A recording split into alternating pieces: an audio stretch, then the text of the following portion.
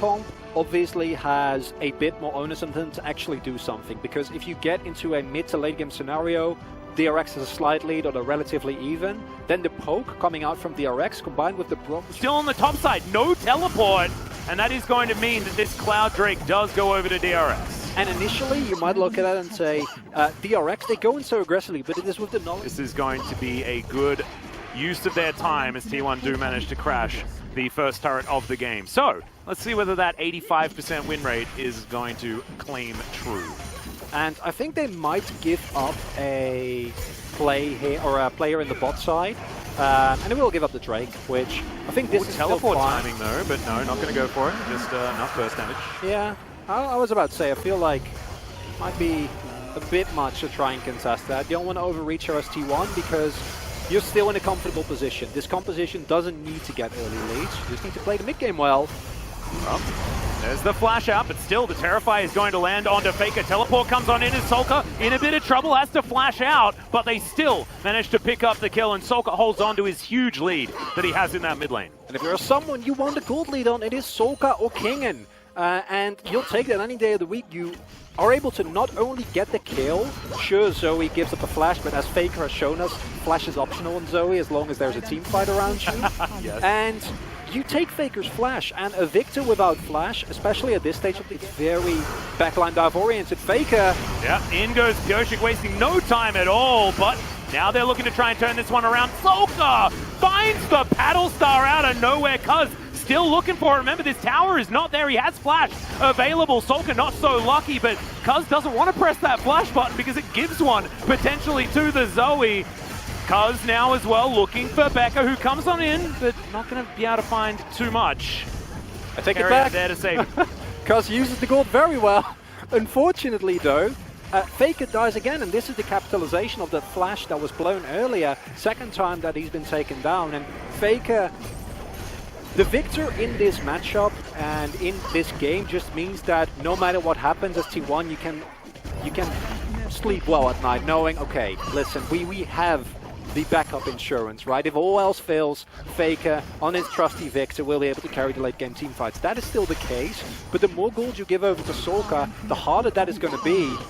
Oh, Yoshik's in trouble here. Meganar comes out and the horse smashed against the wall. Take the boulder to the face. And Kana says, my clock tower is the one to fight for it. Oh, Kana. Oh, look at that Naba. That is beautiful right now as T1 wanting to try and avoid this poke. So far, so good. And Kana just skirting around the edges. You can see all of these abilities flying through, but none of them finding any joy here as DRX going to lose priority in the mid lane, and that means that they lose priority in the river. T1 will deny the soul point, and this looks a little bit like a turning of the tide. It's a super respectful play there from DRX. Possibly don't even give them soul point, don't give them Baron, then DRX's scaling, or lack of scaling rather, is kind of going to kick in. Oh my, no way. Are we really doing this? Is this really happening? Okay, no, it's given away. DRX in the area. This is ballsy from T1, yeah. Down to about half health on the Baron. T1 desperately wanting to get DRX over to this area, and they are going to get their wish. As DRX wanting to try and layer some of his poke. This Baron down to about 3,000 in T1. Of course, they don't want to flip. As Pyoshi going to take a bit of damage from the Baron. Now it's the blue buff being delivered over to Faker. Slow comes in. There's the Zenith Blade as Teddy comes on over. Can they lock him down? The flash forward Teddy, so aggressive as the horse will fall. Carrier taking a fair bit of damage as the Chaos Storm getting hyper value in the backline. I don't know how T1 have done this or why they decided to go for that Baron, but it worked out beautifully. And we said T1, they have a composition where you need to pull the trigger. Well, they pulled the trigger there. Flash forward from Faker, flash forward from Teddy, flash forward from Carrier. It's still risky to go for this Baron because there's so much poke available. It's not a flip anymore though, because there's no smite available on DRX's side. However, this is a poke composition. It wants to be in these sort of spots. Really is a win for DRX. It's a win. You trade your jungler. Unfortunate, sure. As Pyoshi. This lead is basically not real. As Kingen going to find a few friends. Pyoshik also going to get rid of Teddy immediately after the Killer Instinct. A lot of CC, takes about 4 turret shots, and Teddy will be taken down. The Jace is going to be traded, but now Cuz running into the enemy base is precisely not what you want. So here's the mess up. It was within the minute. So they're not going to lose the Drake. However, still a bad sign. Timing, not the worst, but still going to contest his Baron. Yep, 3 versus 4 right now. 6,000 health on the Baron. Canna wanting to get that Nabard charge. Remember, this is exactly what Faker wants. This is precisely the position a Victor is in love with, as Becca has to get out of there. Pyoshik as well is almost dead. Kerry is going to be traded for as Canna gets to the Mega Gnar in the nick of time. But the Baron is still going to be warded off, and that was 100% because Faker existed. He almost has that Chaos Storm back available as well, as Kingan's going to turn up one more time. I believe he's completely invisible to T1. He's now Teddy getting into the area, and now we're just going back again as they force the reset. The Braum is still backing. The Pyoshik's coming from base right now. It's fast. Bubbles still getting on in here. Yeah, remember, this is Kai'Sa. She does do a lot of damage to the Baron, but once again, T1 are not. This guy is looking to fight extended trades. Oh no, Kingan caught out in his jungle. That is precisely not what you want. Looking like there's any resolvement as of yet. It'll, we always need to be careful, but it's not a Jinx ult. Yeah. I saw this Baron. Nara's on the bottom side of the map, teleport in hand. And it is going to come through here. Let's see whether DRX can actually find this, as they're looking to try and collapse on the one. I do like the idea. However, Canna is able to get out of the way with that extra movement speed. And both teams are playing really, really respectfully, and it makes sense considering this is a best of 5, and it feels so good to get an initial play right, as they're still going to go for the Baron. Yep, they thought the DRX had actually gone for a reset here as they see Kingan in the mid lane. All right, here's the team fight. Big Gnar into the wall, but only really landing onto Becca, who goes golden as well, soaking so much of this damage. Chaos Storm is going to wear out as Teddy tries to be a hero 1v3 in the backline. Does he have the ability to keep himself alive? He flashes into the wall, will be taken down, and Bao will survive. And T1 are limping away from this battle. Faker now in trouble. Remember that flash from earlier? Yeah, you ain't getting out of that one. And Pyoshik will take down the man in the mid lane, and T1 make a fumble that could cost them this Baron. And they want to pull the trigger, understandably, but I feel like, as you said, they blew everything on Becca. It's just a Braum. He stalls with his shield, then he stalls with the stopwatch, and that means that DRX, after all, now going to be able to pick up the Baron here. And a poke composition with Baron at this point in the game is insane. Yes. Yeah. Be a offensive or defensive horse, depending on what the moment calls for. Yeah. Or defensively or offensively, both are really fine. As long as you stay alive, you're happy. Well, he's just going to dive in underneath this turret, able to sprint his way out as well, as you can see, buying a lot of space to get damage down. They have this siege minion doing a fair bit of work as well. And this turret not going to last very long whatsoever. As the last few autos, this should be the inhibitor going down. You saw Canna was able to get that minion wave move towards that top side very comfortably. So DRX is going to have to do a little bit more housekeeping before they can break apart the base anymore. Now, this inhibitor, they're looking to try and take this before they get out. Void Seeker not going to find too much joy. T1 still trying to get this setup in position. T1 now feeling like it's their opportunity to move in. Does over to the side, Bubble will connect, base gate going to be there, but still going to get chunked. Solka does so much damage. And now Canna's going to dive forward, gets the Gnar back on, good wallop, and Bao disappears from the fight. Now running away is the Udyr, not going to be so safe, but the bottom lane's dead. The Jace is dead, and Faker is at full health. Carrier able to get all of his CC down, and DRX will be lying on the floor. Carrier even presses his stopwatch. He will. No, I was about to say that he was going to go down. Eventually he does, but that is the ace for T1, and the teleports erupt on the top side of the map. Faker will return the favor, and the inhibitor wasn't even taken. It's the OG T1 special. They look like you don't know what's happening, you don't know what's going on. They're like an injured gazelle with a minigun hiding in their pocket. One team fight is all they need, and it is Karna that finds the engage. And we didn't have the time because so much has been happening in the last couple of minutes of this game, but you saw when Bao went for that, and not actually gonna end. I got a little overexcited. How can you not? And I think if that was Karna, they might have actually been for the value, especially into a DRX one that has so much range available. Yeah. Well, Super Minions are pushing down the top side. We've got a teleport in from Canna. This is very far away from this Baron that is being burst down extraordinarily quickly, because wanted to get in there and make it a 50-50. Voidseeker goes wide. The Baron very low, and now Pyosik looking for the turn. Teddy avoids him completely. Devastating charge onto Faker. Teddy just going to play it defensively. I love it from this guy. His carrier will be taken down, but another flash Gnar from Canna, and he says no. We are winning game one. Faker goes golden. That's the ace. Quadra kill for Teddy, and that is going to be game. In the very end, T1 finds the flank, finds the fight that they were looking for. The kite back on that final fight was beautiful because you saw DRX, they thought they had the opening. Kana was nowhere to be seen. He was charging up his Mega Bar on the Krugs, but still, they weren't fast enough. And that is the one downside of the DRX comp. Actually hard engaging without the setup isn't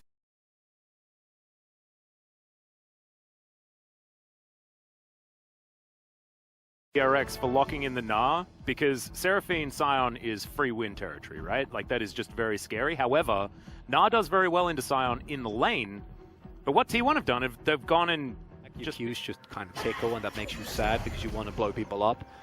Poor early angle from Cuz here. Yeah, looking to try and go aggressive. Is going to wrap all the way around. You can see Bao and Becca not getting wind of this just yet as the crashdown comes through. Carrier with a really nice stun spear. Not going to connect, but Bao still taking a lot of damage. The empowered pounce and the ignite going to come in, but the answering kill is there for Bao. As that is... to actually execute well on the play. Sokai's ultimate. Yeah, does actually find it here onto Faker. The beat drop's going to connect as well, and Faker, you can't Kingslayer enough out of that one. The watch out Eve is not going to be watched out of, and Pyosik will be able to grab that one. Second kill. Stayed alive, right? Bao didn't get so lucky as Carrier going to find the Attract Repel stump. There's the flash on in from Pyosik. It's a very sleepy Rel, and they're looking to try and take her down. No flash available. Becca secures it. Now 3-1 in favor of DRX, and this bottom side that you said needed to win, still not winning. Think about it, the more I like the Zyra Khan as well, because they provide you with a lot of threat. Faker. Yeah, Becker is actually rotating in. The Encore just going to 100% miss as Cuz looking for it one more time. Very dead is the Gnar as Faker's just going to teleport out. Says goodbye to everyone. And now he's backing a player from like Season 1. So shout outs to those of you who have been playing for an extraordinarily long time and watched a lot of Dyrus' stream back in the day. That's it. He wanted to hit the spike, so maybe we were just a bit premature. Gonna try and make it work now. However, Elder's gonna come up here. Yep. Faker actually avoiding a lot of Sulker's poke as well. Certainly works out. Canna just going to try and absorb to the best of his ability. And does so. He's going to lose the turret, but Teddy's still zoning Bao and Becker away from this one. And Faker now has a bit of a free lane. Sulker went back to base as Bao once again soaking spears. And this is actually what... just the heal from Rakan and the synergy that those two have. Guardian is still up. This is not an easy dive for T1. Featherstorm cleanse, all available. Well, there's a change to corruption as the crashdown says goodbye to the Rakan. You said it's... What? Did that look difficult? It just didn't look that difficult to me, I'm not going to lie. As now Faker finds a Featherstorm. He'll be able to answer Bao, but not before he kills him. Throws that one out. The feathers go a little bit further away, but he can't recall them anyway, so he doesn't even mind, as that's a big old Gnar into the wall. But you can see this. He does manage to grab the kill onto Canna, but now that's a very angry zombie that's looking for him, and Faker will pick this one up. I don't know how they do it chronically, but T1, they found this mid-game skirmish. And let's see whether this can help them snowball. They still don't have self-sufficient, able to build crit. Oh yeah. Like, this is pretty ridiculous when it comes to scaling, and DRX already have an advantage. So you're talking about not being out of the woods. I'm saying that T1 needs to... But more, fight one person, fight two more people, get an ultimate, and keep that going for as long as you can. Oh, Becca pops! What the heck was that? Oh no, but the Encore is going to connect onto Teddy. He's going to be taken down. Sulker answers very nicely, and now Kingen into position. Bowling ball block. All in ever. And I've said that before. That was when Prince killed this DRX. You need to find the most insane all in ever. And then it's Samirad them at the Baron. He literally found exactly what you asked him to do, which is 100% the analyst's dream, is Kingen. Only mini Gnar right now, as Cuz does have the smite, so that is going to be the Infernal Drake lockdown. That's the thing that makes it so difficult, right? T1 just warps these sorts of situations even when the draft says no. They do came out. It's just the most difficult ability to land. It's not easy. You can get this one up. That's the one upside as T1. Yeah, like, it's Cloud Soul, who cares? Yep. We don't mind at all, because if it's Ocean Soul, this is a do or die situation. You cannot give Ocean 100% to a Seraphine comp if you're the Poe comp. In this case, you know, sure. Well, Guardian going to help keep Bao safe. As T1 continuing to siege here, actually. Getting a fair bit of work done to this inner turret in the mid lane. Faker holding onto the top side as well, and you can see exactly why. I think this goes back to, and was very beautifully illustrated by the... Once again, going to be taking some damage here. He's taken a lot of abuse, to be perfectly honest, this series. As the train's going to come on forward. The engage from Becca comes out first now. As Canna is actually going to be able to disengage very effectively, but Carrier gets denied his all in. That's a huge encore as Becca going to go down first, but Kingen says, Canna, you can do it, I can do it too. Canna gets into the back line, not quite able to get the work done. Double kill for Pyoshik now, as this is the DRX team fighting comp. Faker now looking for his ability to get in. Does manage to land it. Kingslayer goes down as well, but he's extraordinarily low and will be taken out by Kingen. Cuz and Canna now trying to do what they can. It's closer than it could have been, but Canna should be taken out. The damage threats are now gone for T1. And Solka is just a disgusting heal battery, able to keep everyone alive. You see the value coming out there in the long fight, even though T1 gets so close, right? Faker does hit that abscond, can actually go in. He wants to look for that crucial blow, but as long as Kingen goes in and stays alive no matter what. Carrier. Yeah, still looking for more as the encore is going to come down just onto Carrier. He has a stopwatch. We'll see whether he can keep himself alive. Doesn't, of course, have his flash available, and the Rel is just going to fall down. The train comes through again as Canna tries to split up this fight, but now Cuz is in trouble. Pyoshik just toying with him in his jungle, and now DRX with 5 members look to move towards the Baron, and jungle is almost dead, right? Cuz cannot actually get back here unless he can primally surge about 100 times. Yeah, needs to try and heal up. Fortunately, there is the threat of a Mega Nod. There is still a front line, but can Cuz get to the Baron here? Well, it's not quite 100, so I think I may have exaggerated there. As you can see, the Baron going down to about 2.5. We could just be flipping it here as DRX still on it, and that is going to be secured by Pyoshik. T1 now moving out of the area. Carrier, he's respawned, but there's no way. Above all odds, needs to find a kill on a target that wants to be engaged on, because that's a free encore. Yep. That now has McKills available in case any of the teammates are in trouble. And DRX have now gotten to the point where, like, you see, like, 2k gold lead, it's way more. This comp is super oppressive when it can just sit, siege up. They don't even need to poke, you're just deathballing your way around the map.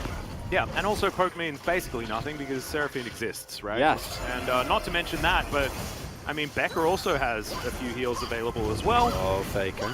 Now, Faker could look for a potential flank here. He's clearing out all of the vision, but no way T1 are fighting for this one. Just that cloud. Yeah. I think if the nameplates were off, and you were looking at these drafts and the position in the game that they are, you'd say that there is no chance DRX lose. Agreed. But sometimes you just have to change how you think about the game. And T1 recently have certainly been trying to force that. Bowling ball connects onto Canna. Now T1 looking for that wraparound. DRX not going to give them their engage opportunity. And the slower DRX play this, the smarter they are, as Bao is going to be tagged by that Q. Spear just pops in! What the hell was that? What? Okay, I guess that, I mean, maybe that's how you win. Like, how do you even get here? But it might get trade for soul. Well, let's see whether Canna can actually stop them from getting on in. This Baron is just dead, and now they have to try and get out of the area. The sleep comes through. There's the grand entrance as Canna tries to help him. Another spear going to find a victim as the Scion's taken down. Faker also dies very early, and now Teddy is by himself. He'll be taken out, and now T1 need to try and save the Barons. This is going to be Cloud Soul, but as someone with a fair bit of Cloud Soul experience, it's not exactly the highest of value for winning these games. But still, T1, they steal a Baron, they lose 3, and now DRX are looking to try and push this one down. Cuz's spears are terrifying, but if they avoid them, things should be all right. Pick up this free turret, then move towards the Drake.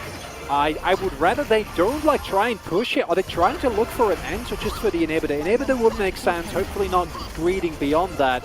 As you should be able to pick up both. Now have a possible teleport angle is available. Split pushing very nicely though, as you can see. He doesn't even have a Baron, but it is just a little bit too scary here as that's kind of getting snared up. Now Kingen looking for a little bit, but that tower already falls, and Sulker is getting chunked down. Faker, Kingslayering on top of Kingen here as the quickness is stolen away. He gets gnawed into the wall. Faker can still go golden, but he just doesn't. Oh no! Caught in the side lane, does manage to get the turret, but now T1 lose all of their pressure.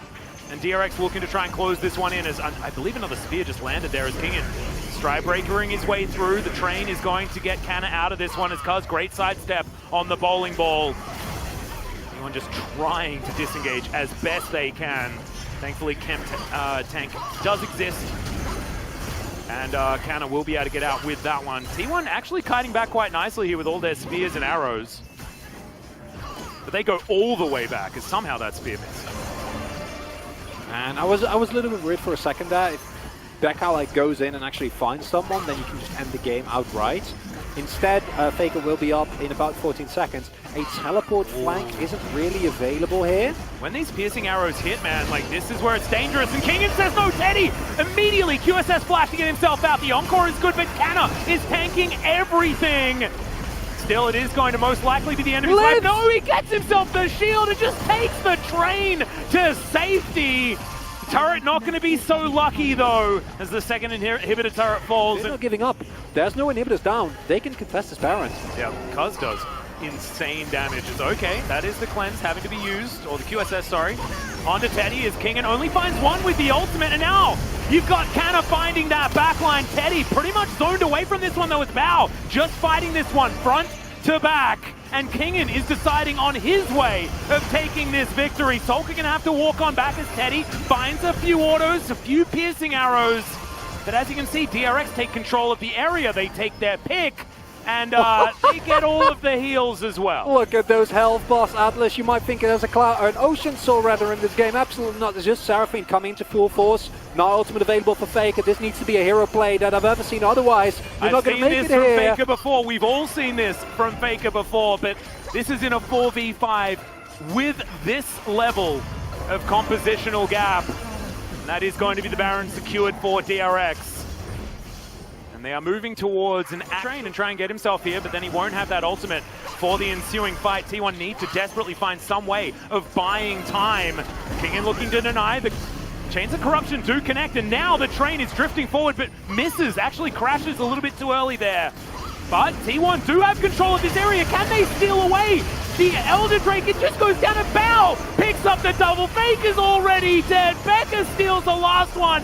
DRX will win game 2. And I thought this was a pretty comfy way to get a 3-0 for T1. But DRX have done it. They found the draft. They found the final team fight, and despite it not necessarily looking convincing, in the end it will be DRX tying up the series. And in game number 1 you get away with it, Atlas, and in game number 2 you get appropriately punished. Absolutely. Seraphine makes it through the draft, and DRX show why this team is in the playoffs in the first place. Yes, we did not see this DRX for the second round, sure thing, but when it comes to playoffs, the only thing that matters is how you're playing right.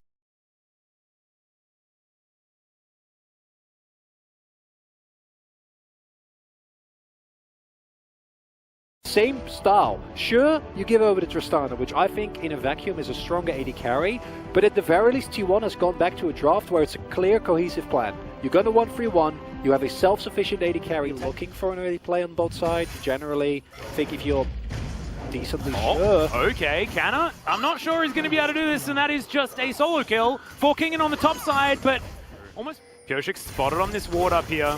There's more fighting on the bottom side. Goes Carrier, there's the rocket jump, immediate flash from Teddy as well, gets him out of the way. Becca could be in trouble. Teddy following up, needs one more auto, will be able to get it. Arcane Shift, we'll see whether it's going to be back off cooldown to try and make it a double. It's not going to be, and the Mystic Shot also not going to land. So, 1-1, T1's bottom lane. Translating it into more, translating it into objectives, and bot side prio will also mean that you can play players like this. Yep, this is a 4v2. This is bad news bears. Bao going to try and rocket jump to reposition. But it is not really going to work. Cuz going to have to tank up that last turret shot. Does so. Does still have to blow the flashes. Now Teddy is chasing after Becca. He'll land it. One last auto will get him there. There's the headbutt. And Carrier's just going to say absolutely not, Mr. Cowfriend. And that is going to be 2 on the bottom side of the map. Get his head back in the game. Still possible. Oh, yeah. Vanguard's Edge, finishing your item. Well, Nard into the wall is bad news, as he's mini Nard now, so Anna will see whether he can get this. Does manage to find it. Vanguard's Edge comes through, and that's going to be the solo kill in return. Manages to clean up all the minions to get that health back. Also, great flash out from Canna, but the Rampage says no. But now Pyosik may have overextended. Gold card is prepped. The bear slap is there, and I think the horse not going to be able to find safety here. Wildcard's the last auto, and Faker picks that one up. This is how this top lane's supposed to go. That's an applause play right there from Canna, because not only do you get the kill... Top side as well. You'll need another gold card, I think, but he'll find it. As there's the ward, goes straight over. Control ward's there, but it's not going to help out as Canna's going to get Nard back, and now King is forced to walk the wrong direction. No flash available. Faker with a gold card prepped. Feeling like we're just waiting for the inevitable right now, as wildcards are going to miss. Pyosik trying to get into position. Solka's moving on up though. Command Protect is going to be there, and now Pyosik's looking for it. 3 versus 2. Faker flashes out immediately. Can he escape is going to be the question, as looks like he thinks that he's going to have to give up for the ghost. And yeah, dashing around, but not going to be able to do it. Dissonance going to be able to tidy that one up, and see what else is able to go on. Bow. Getting chunked a little bit by a Mystic Shot or two there by Teddy, who is definitely in fighting form right now. 80 carry difference is going to be huge in this potential fight, as Teddy finding more Mystic Shots. Solka and Bao in a little bit of trouble here as Pyosik. Can he actually win this 50-50 is the question. Bao has to get completely out of this fight, and Pyosik will be able to deny the Rift Herald. I don't think they'll be able to get the eye, but the Herald should definitely go over to them as Faker turns up, and Bao, yeah mate, you saw the eye above your head. Oh, it's a little bit unfortunate. Faker was in range to jump on top of him, even goes golden to avoid the shockwave.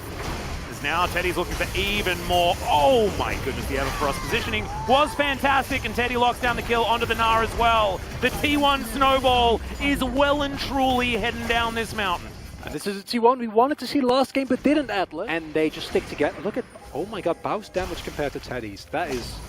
I mean, Carrier's damage compared to everyone is actually pretty impressive as well. Shockwave lands onto absolutely no one. Sulker is going to be dead for it as the Onslaught of Shadows comes in. Beautiful answering heroic entrance, and that will deny any sort of re-engage here from DRX. Teddy finally moves on over, so T1 actually winning out in that little skirmish without their extraordinarily fed 80 carry. As you pointed out, Teddy wasn't there. Oh, that is what the composition does, even when it is kind of hamstrung by Norelia, that has a small CS lead, but in the grand scheme of things, not really going to be ahead. And you still have the power of this Twisted Fate that has gotten fed through the global gold. DragonX started up. I don't want them to flip this. There's an advantage for Pyosik here, although he can't quite get... No, he can't get over the wall. He literally can't get over the wall. There's no way for him to get in. So this is just free. He watches it go down, but it's like looking at that flash button being like, where did it go? I was waiting for... Certainly trading ulti for flash. Good for Pyosik. Solka. Oh, these True Shot barrages are so scary. However, that one not going to quite hit the mark. 17 seconds on this Mountain Soul. Sorry, point to come through for T1 if they would like it, and they do have a lot of vision. That being said, DRX still with some vision in the area, but this is exactly what this side lane composition can do, right? T1 with their Baron looking to push through the base. They'll take down the mid lane inhibitor very comfortably. Kingin sitting at half health. They're looking potentially for Canna, who does manage to get himself a stun. In goes Carrier, but he's denied for the moment. But now Canna's just bouncing around this fight. Becca, the unbreakable will's looking pretty breakable, and it's another ulti missed there from Solka. And T1 will now be able to transition into multiple inhibitors. Now able to move back at themselves a Drake if they would like it. But they still have a minute left on this Baron. This is the T1 everyone was expecting today, Atlas. This is why we were expecting 3 zeros. Yeah. And this is the T1 before there's 2. Yes. Make that what you will, everyone. That just means that Teddy's pretty far ahead. To realistic angles to win the game. Yeah, this is the problem, right? T1's composition has done exactly what it needs to do. It's moved now to an 8,000 gold lead, and it's the weight of the wallets right now. Moving towards 25 minutes, and Pyosik is desperately trying to find a team fight that they're looking for. Everfrost, his fantastic heroic entrance has been so good this game as well, as Shockwave lands onto one tank.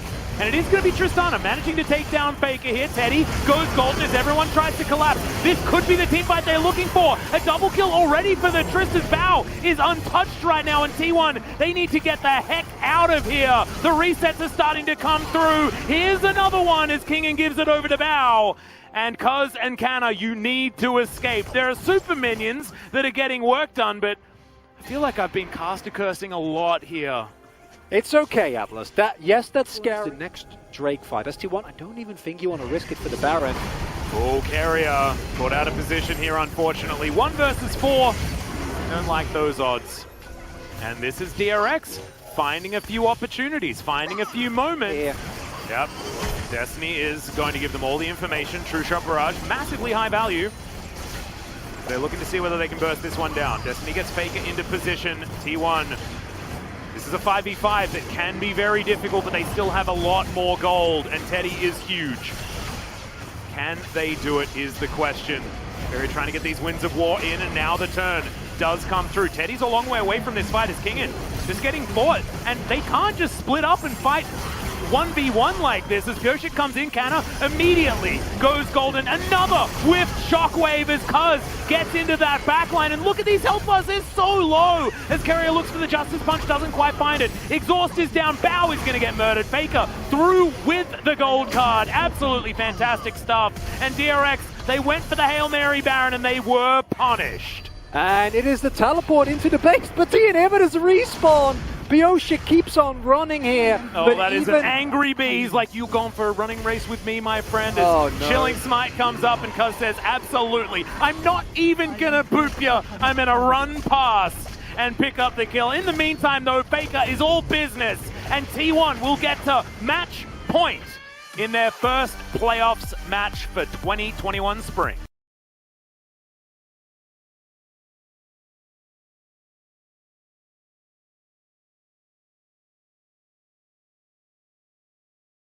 We'll add a bit more hard CC and a little bit more go in. And we also saw Carrier have a wonderful performance on this in-game #1, managing to snipe Ezreal's left, right, and center with those Zenith Blades. Very, very rough. Now Cuz finds Pyoshik inside his jungle. As Faker, once again, not going to find the bubble. Shockwave comes down this time as the Ignite is actually utilized very early. Meanwhile, a fight on the top side of the map as well. Onslaught of Shadows comes down. Canna from over the wall, and the execution is absolutely perfect to get the first blood for the Akali. So necessary, as well as now Kingen in some trouble. But he should be all right as Faker lands that bubble, actually flashes on top of him, picks up the barrier, as well as now Sulker's the one that has to run. The flash over, Faker finds the solo kill, but it's answered in the end as well. It's action all over the map, bot lane. Herald's a really big one, both teams are collapsing. Yep, in they go, there's Carrier flashing on forward. Onslaught of Shadows comes down and Sulker completely removed from the fight, finds a couple with the Shockwave, but he is too far out of position. The rest of DRX say, well, I guess we'll take a consolation blue buff and hope things are going to be okay. Chains of Corruption land onto Becca. Quick end of the world again. The wombo combo is insane. Might find a kill here. Yeah, we're looking for it. Pyoshik's going to dive on top of Carrier right now, keeping himself alive for a while, but the exhaust is going to be put down. Solar Flare comes through as well. They trade 1 for 1, and now Teddy's looking for more. The teleport coming through to help out. And there's a horse down here at the same time. Piercing Arrow will connect. The Rampage just has a drive-by, and now Faker gets to come on through down all those summoners with the W, and T1 will mop it up. And you're fed, but you don't have Maganar, and there's a lot of damage available. Yep, and now he's going to be put into the blender. Canna gets underneath the turret, and you don't even need perfect execution to lock that one down. Just too many strong members. They don't have Cryo, they don't have the vision, they don't have the setup. Oh, can Keenan find it again? Canna is able to get that backflip to get him out of the way, and now it decides to go back in. There's a perfect execution, locks it down, turns it straight onto the face of Kingen. However, he's still going to fall down. Pyoshik does have the ulti button, presses it and says, outplay this. And Canna's not going to be able to. 1 for 1, but more resources needed for DRX. Nuguri might have left the LCK, but his spirit lives on. Kana, he just needs a death, maybe 2, and then that's when the solo kills start coming through, okay? All right, he's got 2 deaths. That is definitely the Nuguri moment. I 100% agree. Oh, boy. Yeah, Bow, remember that cleanse from before? Now the flash is down, Solar Flare comes through. There's a lot of CC available here. Grand entrance, that's pretty cool, but I think Faker can actually survive this pretty comfortably, and now Becca has to escape. Zolka going to move on down. He's been putting out fires this entire game. Now they're just zoning DRX away. The map control coming out yet again. This has certainly been their strength throughout this series. And coming into this game, we talked about T1. If they find lead, playing against the Zoe that's this fat and looking at the Infernal Soul of all things is rough. It is. 2 items already completed as well. Horizon Focus is done as now Cuz going to get engaged on in the bouncy castle and not going to be pulled back by that shockwave as Cuz is going to ulti out. Solka takes a bit of damage from the Paddle Star, but will remain alive. And T1 also going to get out of there. Okay, Pyosik now should be able to find Teddy. The flash comes through, but the stun is going to be there. Pyosik own wrecks the turret, and Bao will survive in the end. The last auto will be denied. So close to get a count. And the more T1 split DRX up, the more difficult it's going to be for DRX to win the game. Oh, okay. Actually, champion that can do so as well, but DRX just bullied out of the area. They know that they don't have the health bars to challenge this, and it's just Infernal Soul stolen away. The backs are even stopped as Solka is in trouble. He does find a defensive shockwave, flashes his way out, and he survives. Somehow they trade supports. That's not the target that they were looking for, so definitely a sick play is now Kanna. Off to the side, he's looking for Kenan. Ults his way through and then gets back to the Shuriken. Not able to lock that one down. But T1 now have just so much more value in this composition. The Infernal Soul is so strong, but DRX demonstrating that they have still got fight left in him. Oh, that's a big teleport, King, and if he can get his Narbar. Yeah, it's in a pretty good position right now, but you can see Cuz just going to try and execute Bao. Bao is out of this fight, burning down with the red buff as Faker locks down King as well. Cuz is fighting 1 versus 3, by the way, and this is why DRX needed to try and go for that reset. They had their back stopped, and Cuz says absolutely not, my friend. And now Pyosik at the mercy of T1. The huge piercing arrow is going to connect and connect again as Beck is now in so much trouble. He has to get back to his fountain, and T1, oh my goodness, that was revolting. T1 is just playing Duck Hunt. They're just sitting there, they're shooting skill shots, and DRX, they can't actually get on top of the carries, and here you see why this kind of composition is so oppressive. DRX themselves have showed it why these poke comps can do so much, and an Infernal Soul again is a worst case scenario because it means that no matter what you do, unless you straight up win the fight right from the get-go, you can't match the damage, you can't match the elongated fights in a very different way than an Ocean Soul does, but still just as debilitating. And now here goes the Baron, and sieging with this composition and an Infernal Soul. Pretty revolting as we're going to have a look at live here. Carrier looking for Kingen. He'll find it. Oh my god, Teddy, that damage is ridiculous. And the Gnar is very, very dead, just not able to be pushed up. Game number 1 where it felt like DRX always had the angle, but T1 just mechanically outmuscled them. And game number 2 where clearly DRX were the better team. It just feels like they're at the mercy of whatever T1 decides to do. And if T1 don't go for huge overextension, if they don't start grouping up, if they keep dragging and like stretching out these team fights, keep poking and playing it slow, it's so hard for DRX to get anything done.